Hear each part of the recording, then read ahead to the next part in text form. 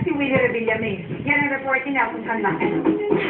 Bakit hindi niyo muna paliwanag bago kayo ipasa niyo ang sisi at para malihis ang atensyon ng humihingi ng tanong na bakit nagkaganon? Ang game show host na si Willie Revillame at ang nangyari sa show nito ang tinutukoy ni Joey. Kahapon, emosyonal si Willie nang sabihin pinapersonal na siya ni Joey. Ang punot-punot binalikan kanina ni Joey. Isang linggo nang nakakaraan, biglang pumutok po, kung maaalala niyo, sa dyaryo, sa mga radyo, sa telebisyon, pumutok, lalo na po sa internet. Ang tinutukoy ni Joey ay ang milyonaryo segment ng Wawawi noong August 20. Sa nasabing segment, pinili ng contestant ang Winami, kasama ang alok na 100,000 pesos ni Willie. Una rito'y nanalo na ang contestant ang 37,000 pesos sa elimination round. Tila tama naman ang pasya ng contestant dahil zero ang laman ng puting wheel na kanyang pinili. Dahil tapos ng pumili ang contestant, ipinakita na kung nasaan ang 2 million pesos jackpot. Ang sabi ni Willie, nasa wheel na kulay violet. Ilang beses pa niya itong sinabi. Lumapit siya sa violet wheel para buksan. May black cover ang gitna ng wheel. Nang alisin ni Willie ang cover, zero ang lumabas. Sabi tuloy ng co-host na si Mariel, walang laman.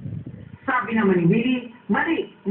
May hinugot sa likod ng wheel si Willie at sabay sabing 2 million. Eto pala. Sa puntong ito, hawak ni Willie sa kaliwang kamay ang tila karato lang may number 2. Habang sa kanang kamay ay hawak niya ang tila cover naman. Sa violet wheel, kita pa rin ang numerong 0.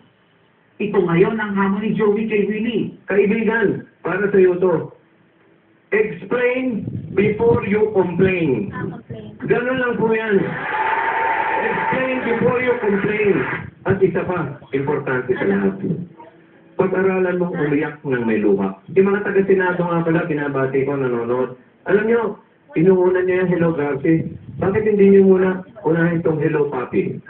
Joke lang, joke! Joke lang yan, joke! Nakayak naman si Willie. Hindi pa raw tapos ang issue nito. Hindi na raw kailangan ng Senado dahil nasa panid niya ang taong bayan.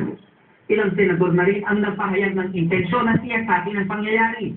Sabi naman ng Department of Justice, kailangan munang may magreklamo sa NBI at saka pa lang sila mangangalap ng ebidensya at mag-iimbestiga. Ang DTI nagsabing hindi nila ito sakop, habang ang MTRCB pag-aaralan daw ang issue pero kailangan may complainant. Prices for games, if it is coming from a product that you have to buy a product or a purchase.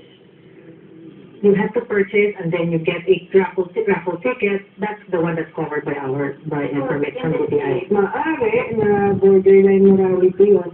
Pero kasi naka-specify din sa aming TV kung ano yung mga bawal sa TV. And yung mga game shows, hindi naman siya naka-specify doon eh. Kailangan nga, nag-file ng formal complaint, nakalagay doon. Bakit nagko-complain?